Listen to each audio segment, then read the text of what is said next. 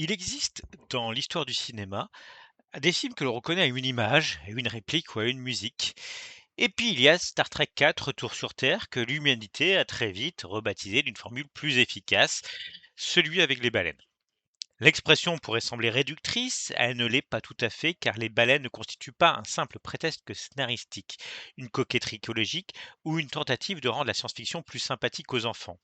Elles sont véritablement le cœur politique, poétique et philosophique du film. Elles obligent Star Trek à déplacer son regard. Pour sauver la Terre, les humains du futur ne devront ni vaincre une armée, ni détruire une super arme, ni découvrir le point faible d'un vaisseau ennemi. Ils devront admettre qu'une autre espèce que la leur avait quelque chose à dire et qu'ils ont été suffisamment stupides pour la faire disparaître avant de songer à l'écouter. Réalisé par Leonard Nimoy et sorti aux États-Unis le 26 novembre 1986, Star Trek 4, The Voyage Home, est à la fois le quatrième film de la franchise, le dernier volet d'une trilogie informelle commencée avec La colère de Cannes, une comédie de voyage temporel, un film écologique, un récit de réconciliation et l'une des plus étonnantes réussites populaires de la science-fiction américaine des années 80. C'est aussi un paradoxe assez savoureux. L'un des films Star Trek les plus aimés est celui dans lequel l'Enterprise n'apparaît presque pas, où l'équipage passe l'essentiel de son temps dans les rues de San Francisco et où la bataille finale consiste à transporter deux baleines dans une soute remplie d'eau. Autrement dit, il fallait être sacrément sûr de ces personnages pour oser enlever presque tout le reste. Il est impossible de comprendre pleinement Retour sur Terre sans le replacer dans la continuité de Star Trek 2, La colère de Khan, et de Star Trek 3, À la recherche de Spock. On évoque souvent les films Star Trek comme une succession d'aventures indépendantes, mais les deuxième, troisième et quatrième épisodes forment un véritable ensemble dramatique. La colère de Khan racontait la mort de Spock, le vieillissement de Kirk et l'échec d'un homme qui avait passé sa vie à tricher avec la défaite. À la recherche de Spock racontait la résurrection, mais une résurrection qui exigeait de nouveaux sacrifices. La mort de David, le fils de Kirk, la destruction de l'Enterprise et la rupture de l'équipage avec Starfleet. À la fin du troisième film, Kirk n'est plus vraiment un amiral, il est un mutin. Ses amis ont désobéi, volé un vaisseau, saboté l'Excelsior, pénétré dans une zone interdite et détruit l'Enterprise. Ils ont sauvé Spock, mais ils ont perdu leur foyer institutionnel. Le quatrième film commence donc sur un exil. L'équipage vit depuis 3 mois sur Vulcain. Kirk et ses compagnons savent qu'ils devront retourner sur Terre et répondre de leurs actes. Leur vaisseau est désormais l'appareil Klingon volé au commandant Kruge. McCoy le baptise le Bounty en référence au célèbre navire des mutins. Le nom est drôle, mais il résume parfaitement leur situation. Ces héros légendaires sont devenus, du point de vue de leur propre administration, des déserteurs voyageant à bord du véhicule de l'ennemi. Ils ne rentrent pas en vainqueurs, ils rentrent pour être jugés. Le film transforme ainsi le voyage de retour en épreuve morale. Kirk n'essaye pas de fuir les conséquences de ses décisions. Une fois Spock sauvé, il accepte de rentrer. Il ne demande pas à ses amis de le suivre, ils choisissent de le faire. Et Spock, dont la mémoire et l'identité demeurent encore fragiles, décide lui aussi de les accompagner. Cette continuité donne au film une gravité que sa réputation de comédie fait parfois oublier. Sous les blagues sur les autobus, les ordinateurs et les vaisseaux nucléaires, Retour sur Terre raconte le retour d'hommes et de femmes qui ont franchi une frontière.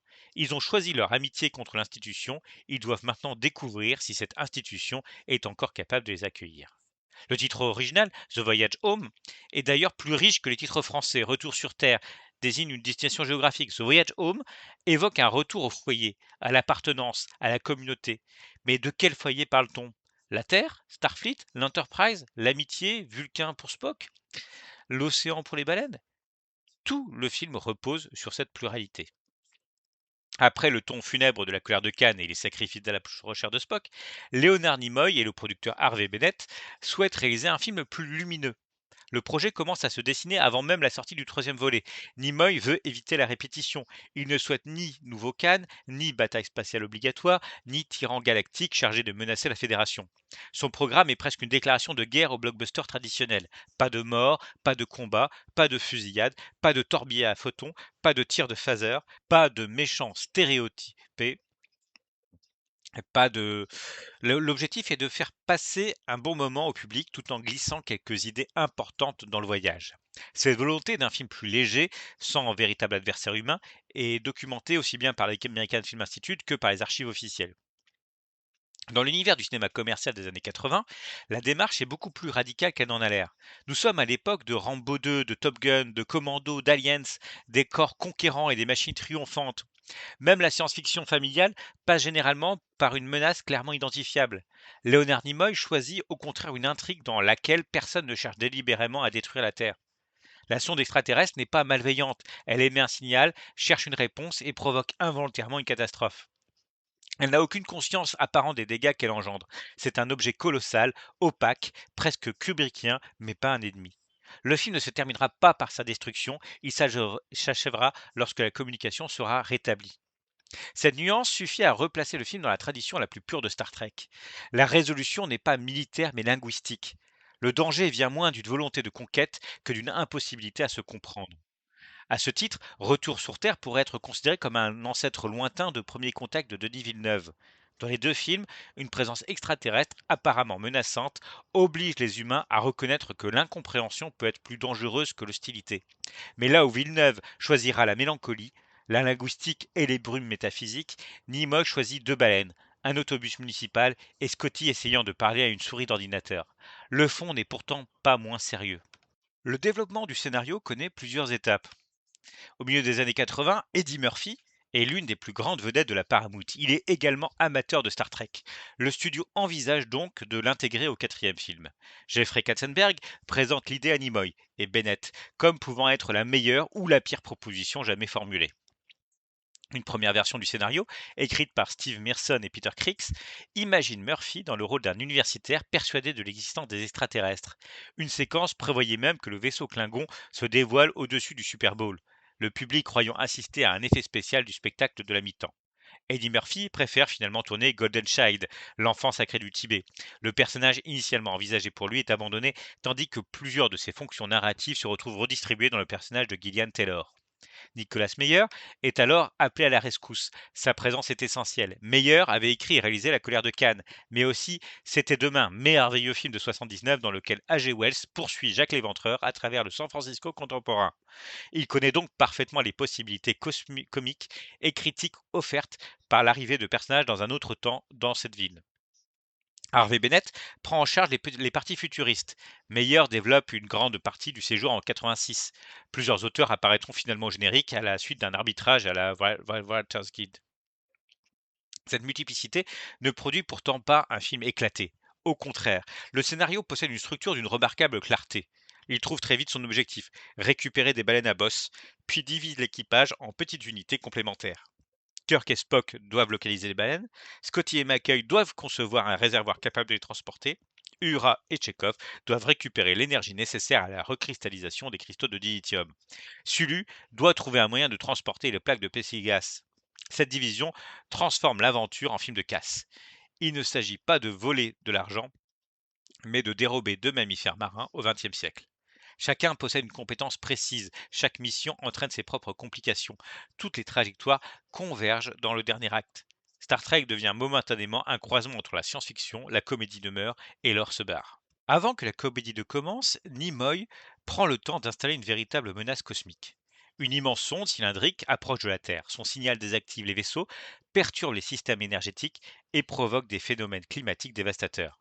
Les océans commencent à s'évaporer, les nuages s'accumulent, Starfleet est impuissante. Le design de la sonde est remarquable parce qu'il refuse l'iconographie habituelle du vaisseau de guerre. Elle n'a ni cockpit identifiable, ni canon, ni aile, ni visage métallique. Elle ressemble à un cylindre noir, massif, parcouru d'aspérité, surmonté ou prolongé par une sphère lumineuse. Les équipes d'Industrial Light and Magic ont cherché à introduire dans sa texture des éléments évoquant le monde marin, des concrétions proches des coquillages, une masse rappelant celle d'un cétacé et une lumière pouvant suggérer un évent.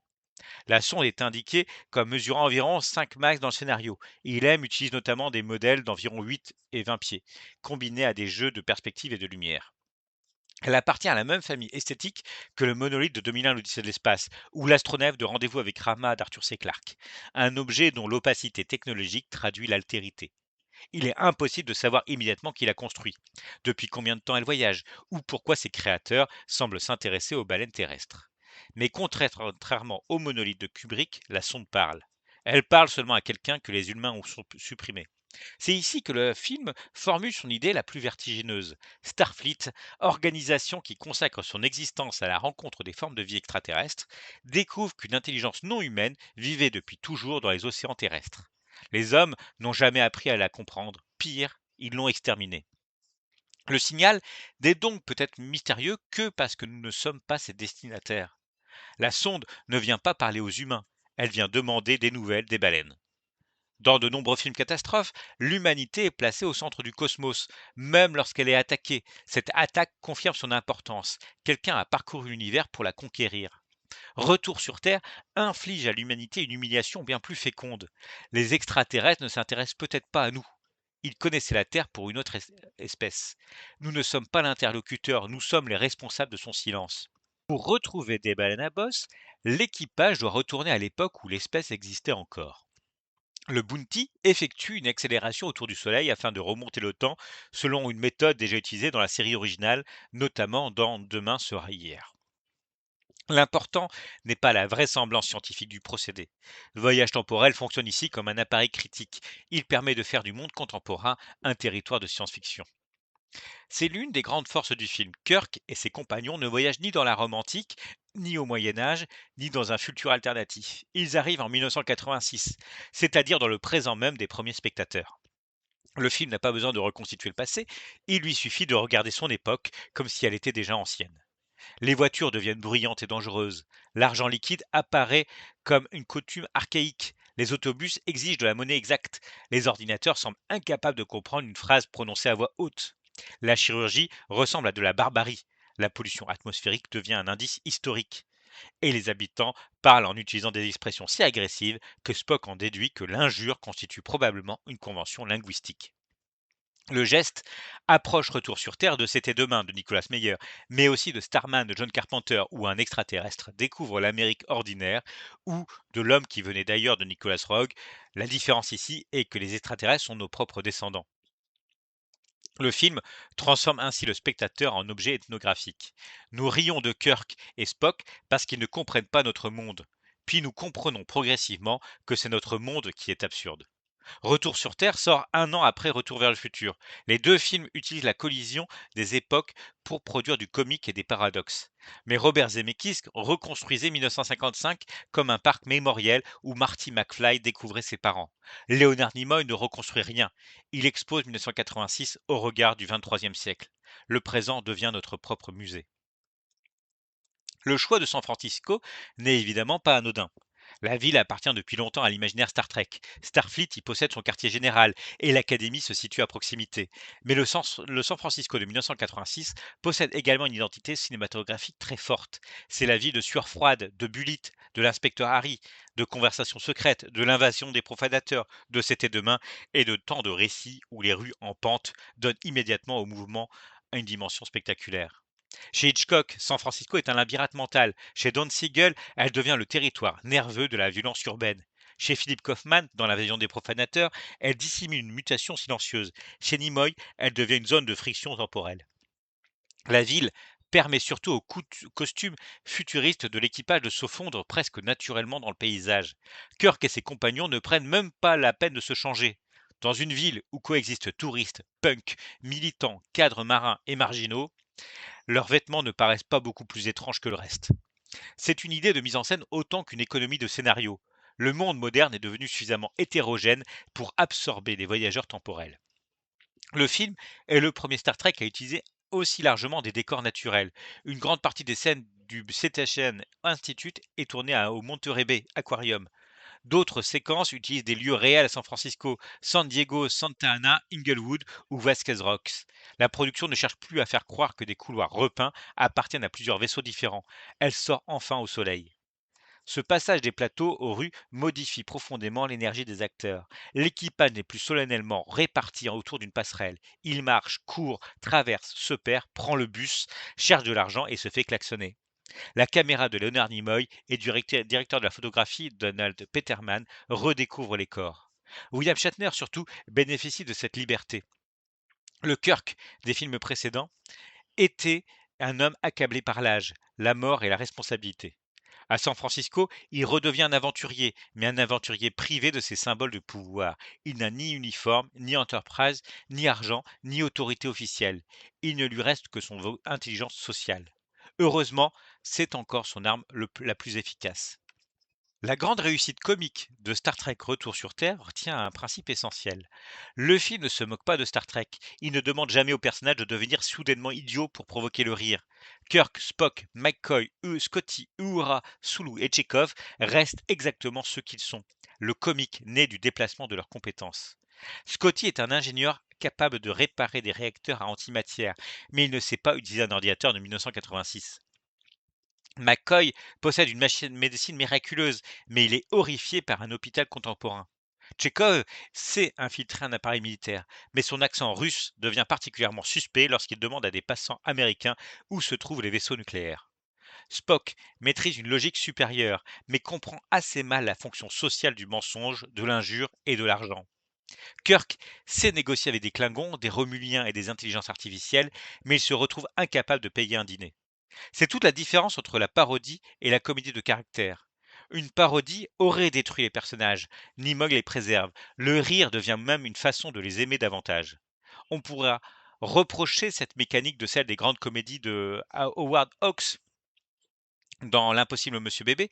Cary Grant est un scientifique compétent entraîné dans le chaos par une femme, un léopard et une série de malentendus. Dans Retour sur Terre, l'équipage est constitué de professionnels hautement qualifiés qui se heurtent à un monde dont ils ignorent les conventions élémentaires.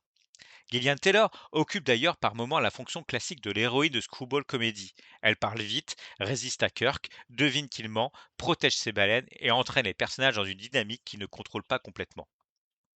Mais le film ne réduit jamais Gillian au rôle de récompense romantique. C'est elle qui détient le savoir dont Kirk a besoin. C'est elle qui pose les limites morales de l'opération et c'est finalement elle qui décide de voyager vers le futur.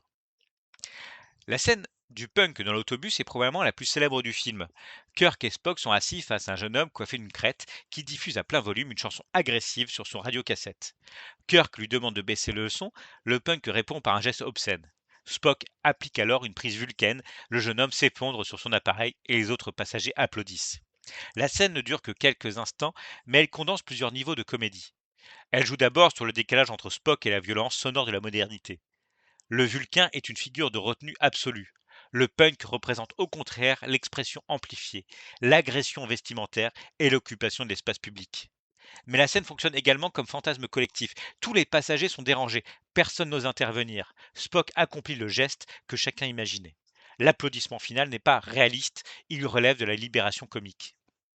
Le punk est interprété par Kirk Thatcher, alors membre de l'équipe du film. Il compose lui-même, avec Mark Mangini et d'autres collaborateurs, le morceau I Hate You. L'enregistrement volontairement sale et saturé évite le faux punk proprement fabriqué par un studio. Thatcher prête également sa voix à l'ordinateur qui teste Spock sur Vulcain et inspire le nom de la première loi de métaphysique de Kirikinta évoquée au début du film. L'intérêt de cette anecdote est qu'elle illustre la cohérence artisanale du projet. Dans Retour sur Terre, même une plaisanterie de quelques secondes résulte d'une réflexion précise sur le son, le rythme et le caractère des personnages. Et 40 ans plus tard, l'idée que Spock puisse neutraliser à distance les nuisances sonores dans les transports en commun demeure probablement la technologie du 23e siècle la plus ardemment désirée. Kirk comprend rapidement que le langage du 20e siècle utilise une quantité considérable de grossièreté, il tente donc de s'adapter. Le résultat est volontairement maladroit. Kirk ne maîtrise ni la syntaxe ni le dosage de l'injure. Il assemble des expressions comme un élève appliqué ayant compris le vocabulaire, mais pas tout à fait la grammaire. Spock lui fait remarquer que ses tentatives d'assimilation semblent peu convaincantes. Ce détail révèle quelque chose de très juste sur Kirk. Il possède une exceptionnelle capacité d'adaptation, mais cette capacité n'est jamais totalement invisible. Kirk improvise constamment. Il joue le rôle que la situation exige. Seulement, en 1986, il ne connaît pas encore assez bien son public. William Shatner trouve ici un registre merveilleux, situé entre l'assurance du capitaine et le léger affolement de l'homme qui découvre que son charisme ne permet pas de faire apparaître de la monnaie. La scène de l'antiquaire est à ce titre capitale. Kirk vend les lunettes anciennes que McCoy lui avait offertes dans la colère de Cannes. Lorsqu'on lui demande si elles ne risquent pas de lui manquer, il suppose qu'elles pourront à nouveau lui être offertes dans le futur. Le film crée ainsi un joli paradoxe en boucle. Les lunettes ont-elles seulement été fabriquées avant que Kirk ne les vende? Peut-être circule-t-elle éternellement entre le passé et le futur, transmise de propriétaire en propriétaire sans origine véritable. Mais l'essentiel est ailleurs. Kirk vend un objet lié au vieillissement, à la mort et à la mélancolie du deuxième film. Il s'en sépare pour financer une mission de sauvetage. Symboliquement, il abandonne le poids du temps au moment même où il s'apprête à le traverser. Spock constitue le centre émotionnel secret du retour sur Terre. Ressuscité dans le film précédent, il a retrouvé ses connaissances, mais pas encore l'intégralité de son identité. Au début, les ordinateurs vulcains lui posent une succession de questions scientifiques auxquelles il répond sans difficulté. Puis vient une question toute simple. Comment vous sentez-vous? Spock ne sait pas répondre. Cette incapacité structure tout le film. La science, la logique et la mémoire peuvent être restaurées. Mais qu'en est-il de l'expérience vécue? Qu'est-ce qui fait que Spock est encore Spock? Un ensemble de connaissances? Un corps? Une âme transférée? La reconnaissance de ses amis? Le sentiment d'appartenir à une communauté? En accompagnant Kirk, Spock ne retourne pas seulement sur Terre, il retourne vers lui-même. Le film, lui, permet progressivement de retrouver ses gestes, ses intuitions et son rapport aux autres. Il plonge dans le bassin pour communiquer avec les baleines. Il ment ou s'en approche suffisamment pour découvrir les vertus de l'approximation. Il accepte l'irrationalité apparente de Kirk. Il prend position aux côtés de l'équipage. Surtout, il réapprend l'amitié. À la fin, Sarek reconnaît qu'il a peut-être eu tort de s'opposer autrefois à l'entrée de son fils dans Starfleet. Il constate que les compagnons de Spock sont des personnes de valeur. Spock corrige presque la formulation. Ce sont ses amis. Puis, Sarek lui demande s'il souhaite transmettre un message à sa mère. Spock lui répond de lui dire qu'il se sent bien. La réponse attendue depuis le début arrive enfin. Elle ne vient pas d'un examen scientifique, elle vient après le risque, le rire, la confiance et l'action collective. Spock n'a pas seulement récupéré ses souvenirs, il a retrouvé un sentiment. Les baleines à bosse, George et Gracie, sont présentées au Cetacean Institute, établissement fictif dont certaines scènes furent tournées au Monterey Bay Aquarium.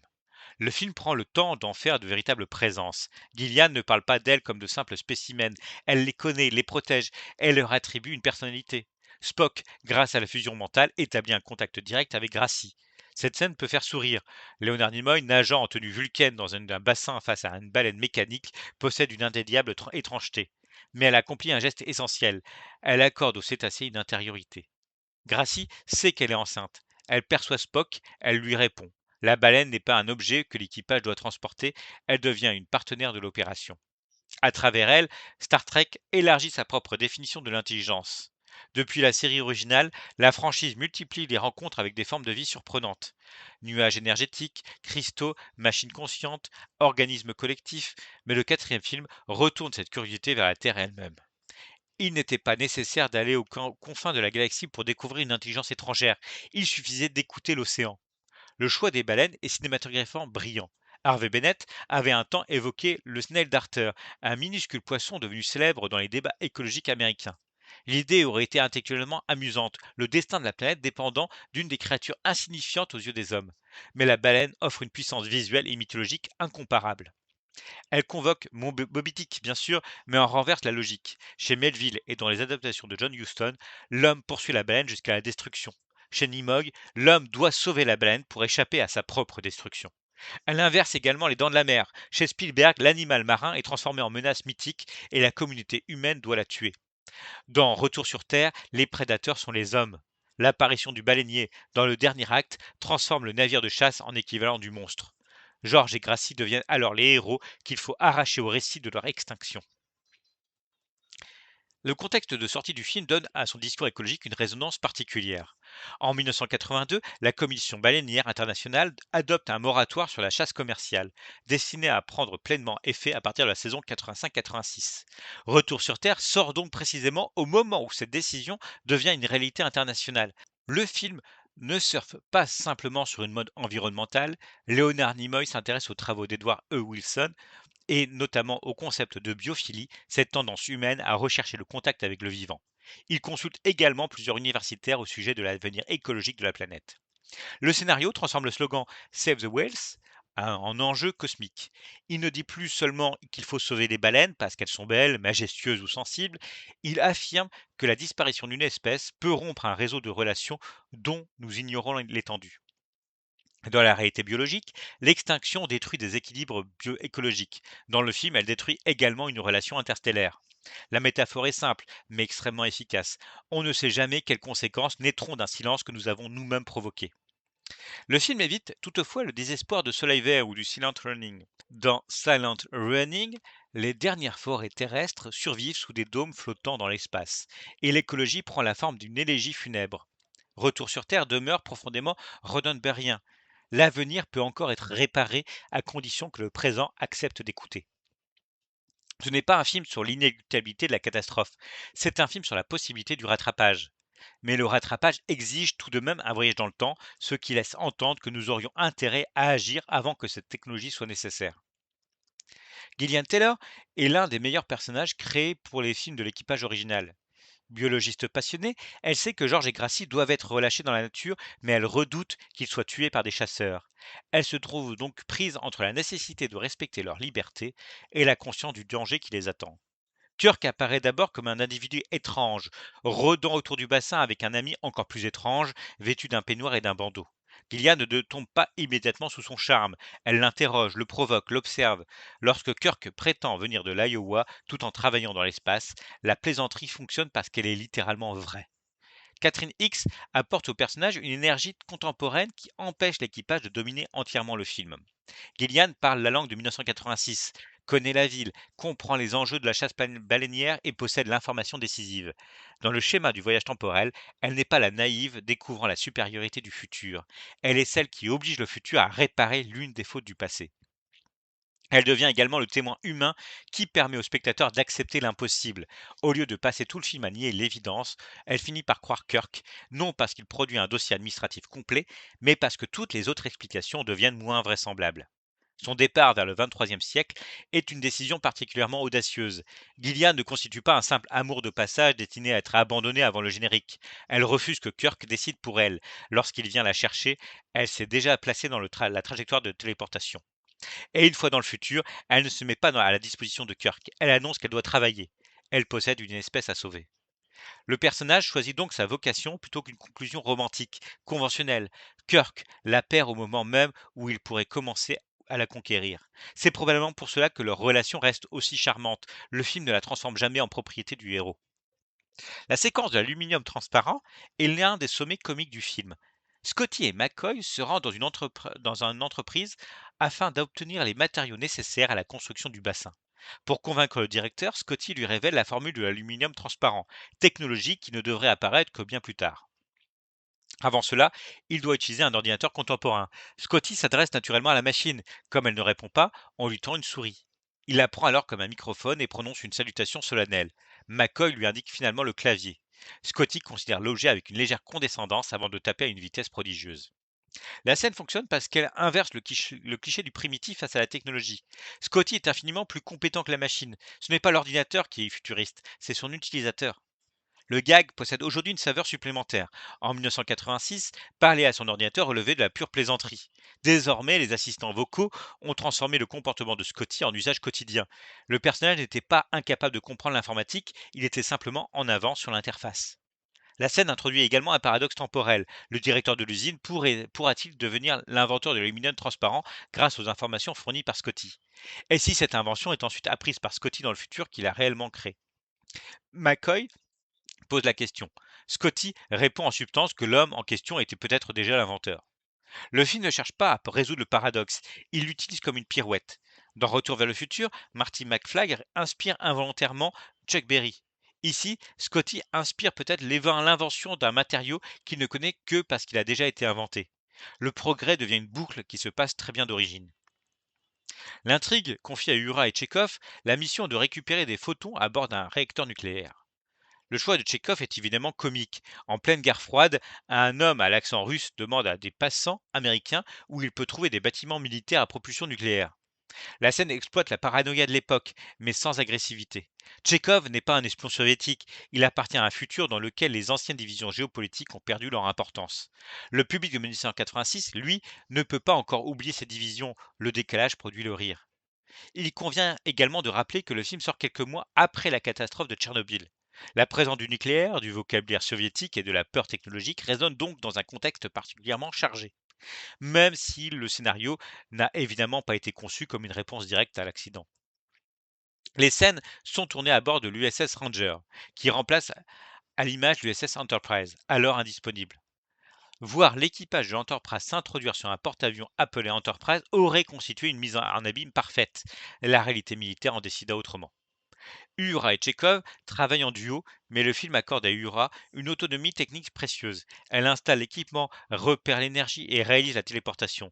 Chekhov, de son côté, finit capturé, interrogé puis gravement blessé en tentant de s'enfuir. La mission comique débouche alors sur l'épisode le plus physique du film, le sauvetage de Chekhov à l'hôpital. Le passage à l'hôpital permet à DeForest Kelley de retrouver pleinement la verve de McCoy. Depuis la série originale, le médecin représente la conscience humaniste de l'équipage. Il se méfie des machines, proteste contre la froideur logique de Spock et considère toute atteinte au corps humain comme une affaire personnelle. Dans l'hôpital de 1986, il découvre ce qu'il considère comme une médecine primitive. Il s'indigne des traitements, critique les procédures et soigne au passage une patiente condamnée à subir des dialyses. Quelques instants plus tard, celle-ci affirme joyeusement qu'un nouveau rein est en train de pousser. La séquence est hilarante, mais elle formule également une critique politique.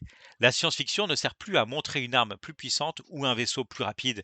Elle permet de regarder la souffrance contemporaine depuis un avenir où celle-ci est devenue évitable. Le progrès n'est pas défini par la capacité de conquérir l'espace, mais par celle de guérir sans mutiler. Le futur de Star Trek est désirable parce qu'il a rendu certaines douleurs archaïques. McCoy ne supporte pas qu'un patient soit traité comme un dossier ou un organisme défectueux. Son indignation est excessive, mais profondément morale. Il traverse l'hôpital comme un médecin de Molière inversé. Ce n'est pas lui le charlatan, c'est toute l'institution qui lui paraît pratiquer une médecine grotesque. Le sauvetage de Tchekhov transforme alors la- l'équipage en troupe de comédie.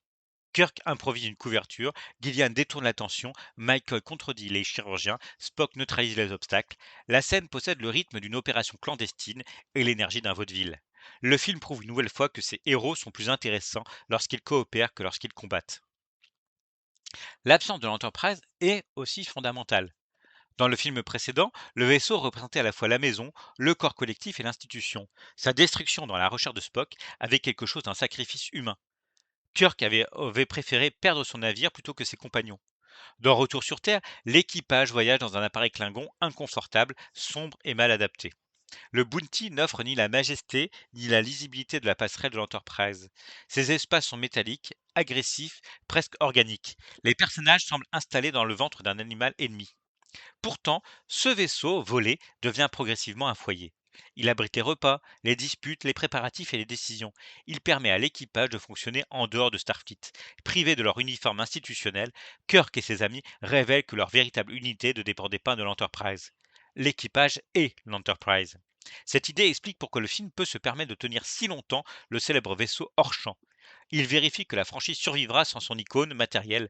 Lorsque l'Enterprise A apparaîtra finalement, son retour aura d'autant plus de force.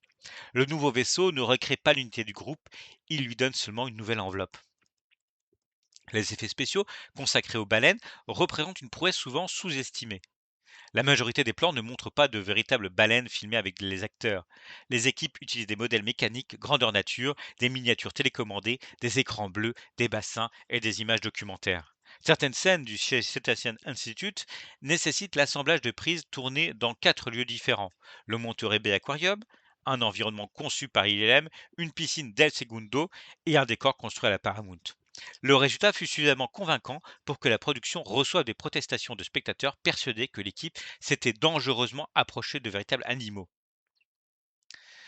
Les archives officielles d'ailleurs de StarTrek.com détaillent cette combinaison de maquettes, de bassins et d'images réelles. Il faut aller les voir. Cette réussite est d'autant plus remarquable que les baleines doivent jouer.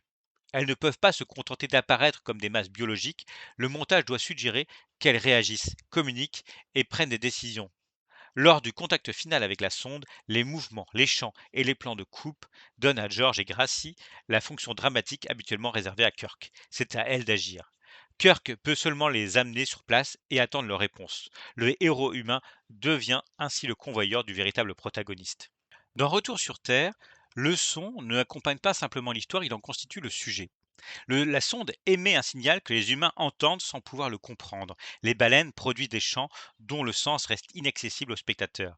Nimoy et Nicolas Meyer refusent l'idée de sous-titrer la conversation finale. Traduire les baleines aurait ramené l'altérité vers une forme de dialogue humain conventionnel. Le film conserve donc le mystère. Nous savons qu'une communication a lieu parce que la sonde répond, cesse de menacer la Terre et repart. Mais nous ignorons ce qui a été dit. Georges et Gracie ont-ils annoncé leur présence? Ont-ils demandé des explications? Ont-ils informé la sonde de l'extinction de leur espèce?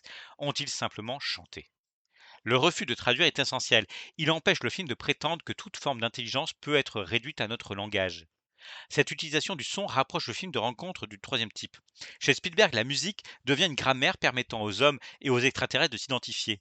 Chez Nimoy, le chant des ballades joue une fonction comparable, mais les humains restent à l'extérieur de la conversation. Ils ne sont que les techniciens ayant réparé la ligne. Le design sonore de la sonde contribue puissamment à son étrangeté. Après plusieurs essais, Marc Mangini se serait inspiré d'une vocalisation gutturale produite par Léonard Nimoy lui-même, ensuite transformée et amplifiée. Cette origine, presque corporelle, donne au signal sa qualité profonde, vibratoire, située entre la machine et l'animal. Le film obtient d'ailleurs une nomination à l'Oscar du meilleur son ainsi qu'à celui du meilleur montage d'effets sonores. Il est rare qu'une œuvre aussi ouvertement comique construise son enjeu dramatique autour d'une expérience acoustique aussi abstraite. Après les partitions sombres et maritimes composées par James Horner pour La colère de Cannes et À la recherche de Spock, Leonard Nimoy choisit Leonard Rosenman. Le changement est immédiatement perceptible. La musique de Rosenman est plus lumineuse, plus bondissante, presque pastorale. Elle accompagne moins une bataille spatiale qu'un départ en voyage. Certains admirateurs de la franchise ont pu la trouver trop légère, pourtant elle correspond exactement au mouvement du film. Horner avait composé la musique du deuil, du sacrifice et de la résurrection. Rosenman doit composer celle du retour à la vie. Son thème principal avance avec une sorte d'optimisme nautique. Il évoque la traversée, la découverte et la comédie sans abandonner complètement la grandeur orchestrale. La partition semble parfois annoncer que l'espace n'est plus un tombeau mais un océan praticable. Cette musique accompagne également le passage vers une autre forme de science-fiction américaine, plus proche de l'émerveillement de Cocoon que de la tension militaire d'Aliens. La partition valut à Rosenman une nomination à l'Oscar. Le film reçut au total 4 nominations d'ailleurs. Photographie, musique originale, son et montage d'effets sonores. Aucune récompense ne fut obtenue. Mais ces nominations témoignent de la reconnaissance technique accordée à un film que sa légèreté apparente aurait pu faire passer pour un simple divertissement de franchise. La nomination de Daniel de Peterman à l'Oscar de la meilleure photographie est particulièrement intéressante. Retour sur Terre n'est pas spontanément cité parmi les grandes démonstrations visuelles de la science-fiction des années 80. Il ne possède ni les ténèbres industrielles d'Alien, ni les fumées expressionnistes de Blade Runner, ni le gigantisme de Dune. Sa photographie cherche moins l'image monumentale que la cohérence entre des matières extrêmement différentes. Peterman doit relier Vulcain, la sonde, Starfleet, les intérieurs Klingons, les rues de San Francisco, les bassins, les maquettes et les effets optiques. Il doit passer d'une science-fiction sombre à une comédie urbaine sans donner l'impression que deux films incompatibles ont été collés ensemble. Sur le Bounty, l'éclairage accentue l'étrangeté du décor Klingon. Les personnages sont souvent éclairés par les panneaux même du vaisseau, ce qui donne au visage une présence plus découpée. À San Francisco, la lumière naturelle ouvre au contraire l'espace et réintroduit des couleurs ordinaires. Le retour au présent est donc aussi un retour à la lumière. Cette clarté n'efface pas la menace. Lors du retour dans le futur, les tempêtes et les nuages recouvrent la Terre. L'image retrouve une densité presque apocalyptique. Puis, la chute du Bounty dans la baie et la libération des baleines permettent à l'eau de reprendre une fonction régénératrice. Le film commence sous le signe d'océans menacés d'évaporation. Il s'achève par une immersion. Le retour dans le futur ne se déroule pas sans difficulté. Le Bounty perd de l'altitude et s'écrase dans la baie de San Francisco. L'équipage doit libérer les baleines avant que le vaisseau ne sombre. Kirk plonge, tente d'ouvrir les portes du bassin et disparaît sous l'eau, tandis que ses compagnons craignent de le perdre. Cette séquence transforme le climax en cérémonie de renaissance. Le vaisseau Klingon, dernier vestige matériel du film précédent, disparaît dans l'eau. Il a rempli sa fonction, ramener l'équipage et transporter George et Gracie. Une fois le voyage accompli, il peut sombrer. Kirk, lui aussi, est immergé. Il avait perdu son fils, son meilleur ami et son Enterprise.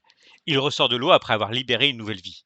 La baleine, enceinte, renforce évidemment ce symbolisme. Gracie ne représente pas seulement la survie de deux individus, mais la possibilité d'une descendance. Le film utilise une logique presque biblique. Un couple sauvé des eaux doit permettre la renaissance d'une espèce. Scientifiquement, deux baleines ne suffiraient évidemment pas à reconstituer durablement une population viable. Le patrimoine génétique serait dramatiquement limité. Mais le film fonctionne ici comme un conte. Georges et Gracie ne sont pas une solution démographique, ils sont la promesse qu'une solution redevient possible. Lorsque la sonde entend enfin les baleines, elle répond puis s'éloigne. Aucune explosion, aucun duel, aucun cadavre. La Terre est sauvée par une conversation dont les humains ne comprennent pas un mot. Une fois la crise résolue, Kirk et ses compagnons doivent encore affronter Starfleet. Le film n'oublie donc pas son point de départ. Sauver la planète ne supprime pas automatiquement les infractions commises dans le troisième épisode. Le Conseil examine les accusations. La plupart sont abandonnées en raison des circonstances exceptionnelles. Kirk reste cependant reconnu coupable d'avoir désobéi à un officier supérieur. Sa sanction est délicieusement paradoxale. Il est rétrogradé d'amiral à capitaine. Administrativement, c'est une punition. Dramatiquement, c'est une libération. Depuis la colère de Khan, Kirk souffre d'avoir quitté le commandement actif. Le grade d'amiral l'éloignait de ce qu'il savait faire. En le rétrogradant, Starfleet lui rend sa véritable identité. Kirk est condamné à redevenir heureux. La scène exprime une vision assez généreuse de l'institution. Starfleet ne dit pas la désobéissance, mais reconnaît que l'application mécanique du règlement serait absurde. Kirk a enfreint les règles pour sauver Spock. Il vient ensuite de sauver la Terre. La justice tient compte des faits sans prétendre que les règles n'existent pas. Cette capacité à corriger une décision distingue l'utopie de la simple autorité. Starfleet n'est pas parfaite, elle peut se tromper, mais elle reste capable de reconnaître la valeur d'une transgression. Kirk et son équipage ne réintègrent donc pas l'institution par soumission, ils y reviennent après l'avoir obligé à admettre que la loyauté envers les êtres peut parfois être supérieure à la loyauté envers les procédures. La dernière surprise du film est l'apparition de l'USS Enterprise A. Avant cette révélation, l'équipage croit un instant qu'il pourrait recevoir l'Excelsior. Scotty manifeste un enthousiasme très modéré, puis une nouvelle Enterprise apparaît. La scène est construite comme une réunion amoureuse. Le vaisseau n'est plus un simple objet, il est filmé avec une lenteur cérémonielle, tandis que les personnages le regardent comme s'ils retrouvaient un proche disparu. La logique commerciale est évidente. Il fallait rendre l'Enterprise à la franchise, mais la logique émotionnelle est plus profonde. Le film ne ressuscite pas exactement l'ancien vaisseau, il lui donne un successeur portant le même nom. Comme Spock, l'Enterprise revient sous une forme à la fois identique et différente. La trilogie Genesis aura donc organisé deux résurrections. Spock meurt puis revient. L'Enterprise est détruite puis renaît. Mais aucune de ces résurrections n'annule la perte. Le nouvel Enterprise n'est pas l'ancien. Le Spock revenu à la vie a dû reconstruire sa relation aux autres. Star Trek ne prétend pas que l'on peut remonter le temps pour effacer la mort. Il affirme plutôt qu'on l'on peut continuer après elle. Lorsque Kirk ordonne d'aller vers la deuxième étoile à droite, puis tout droit jusqu'au matin, il emprunte à Peter Pan l'itinéraire de Neverland. La référence transforme le départ en retour à l'enfance, mais à une enfance consciente du temps écoulé. L'équipage est de nouveau réuni, l'aventure peut recommencer. Retour sur Terre devient un immense succès. Pour un budget estimé autour de 24 millions de dollars, le film rapporte environ 109,7 millions en Amérique du Nord et 133 millions dans le monde. Il se classe en tête du box-office américain lors de ses deux premiers week-ends et bénéficie d'une remarquable longévité. Ce succès tient largement à l'accessibilité du film. Il n'est pas nécessaire de connaître chaque détail de la fédération pour comprendre l'histoire. Les événements des films précédents sont suffisamment rappelés. La mission est limpide, les personnages possèdent des tempéraments immédiatement identifiables et l'essentiel de l'intrigue se déroule dans un environnement familier. Le film attire donc un public qui ne serait peut-être pas déplacé pour une bataille entre l'Enterprise et un croiseur Klingon.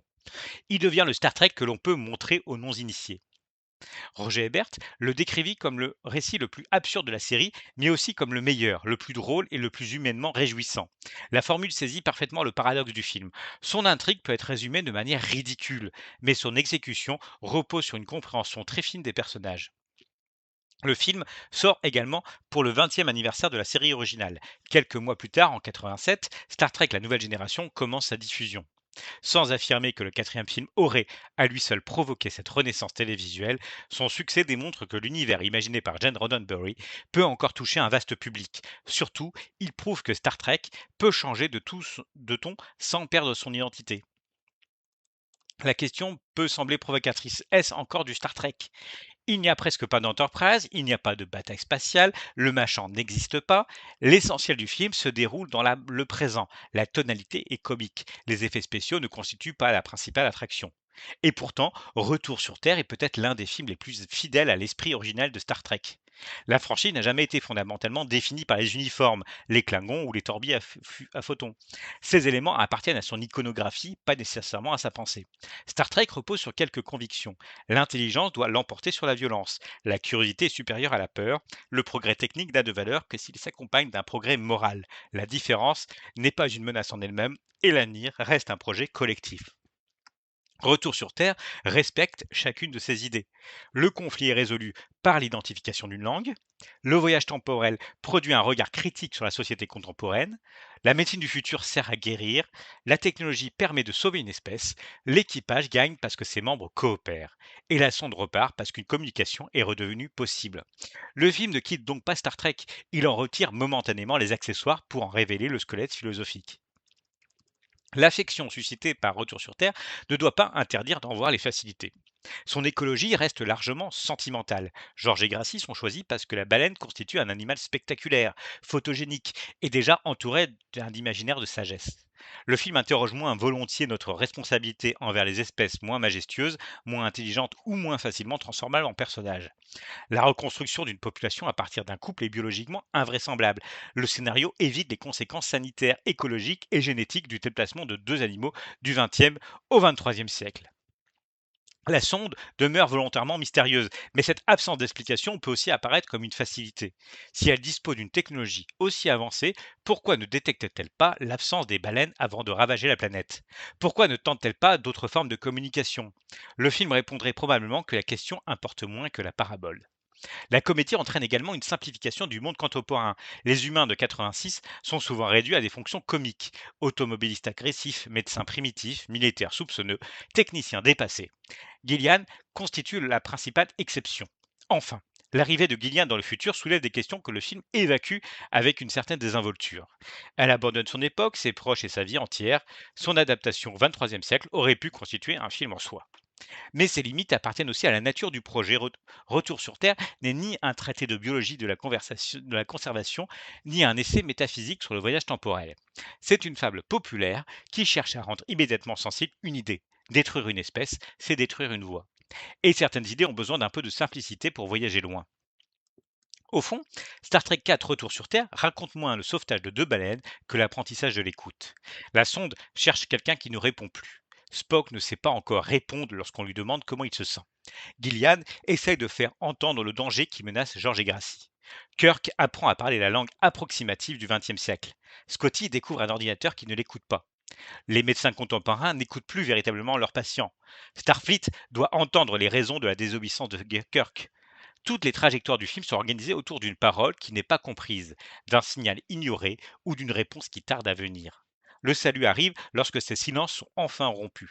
Les baleines répondent à la sonde, Spock répond à la question de sa mère, Starfleet répond au sacrifice de l'équipage, et l'Enterprise répond à nouveau au nom que Kirk croyait avoir perdu. Star Trek Retour sur Terre réussit un tour de force assez rare, devenir le film le plus accessible d'une franchise sans en trahir les ambitions. Leonard Nimoy comprend que l'on peut alléger le ton sans alléger la pensée. Il transforme un récit de catastrophe en comédie, un film de voyage temporel en satire du présent, une aventure spatiale en manifeste écologique et une audience disciplinaire en renaissance héroïque. Il offre également à l'équipage original son film le plus collectif. Kirk reste le capitaine, Spock demeure le centre émotionnel et McCoy la conscience humaniste. Mais chaque personnage participe réellement à la mission. Ce n'est pas un homme providentiel qui sauve la Terre, c'est un groupe d'amis aidés par une biologiste, deux baleines et un directeur d'usine suffisamment impressionné par l'aluminium transparent. Le film regarde 1986 avec tendresse, mais sans complaisance. Il nous trouve bruyants, polluants, violents, médicalement primitifs, obsédés par l'argent et incapables de protéger les formes de vie qui nous entourent. Pourtant, il ne nous condamne pas. Il suppose que nous pouvons encore changer. C'est peut-être cela l'optimisme de Star Trek. Non pas croire que l'humanité est naturellement bonne, mais croire qu'elle peut devenir meilleure si elle accepte de voir ce qu'elle a détruit, de réparer ce qui peut encore l'être et d'écouter les voix qu'elle avait prises pour du bruit. La sonde repart sans nous révéler son origine. Nous ne saurons jamais exactement ce qu'elle a dit aux baleines, mais nous avons compris l'essentiel. Le message qui traversait les étoiles ne nous était pas destiné. Et pour une espèce qui s'est longtemps crue au centre de l'univers, apprendre qu'elle n'était même pas l'interlocuteur constitue peut-être le premier pas vers l'intelligence. Star Trek 4 Retour sur Terre reste donc celui avec les baleines. Mais les baleines, elles, pourraient sans doute le résumer autrement. Celui où les humains ont enfin commencé à écouter.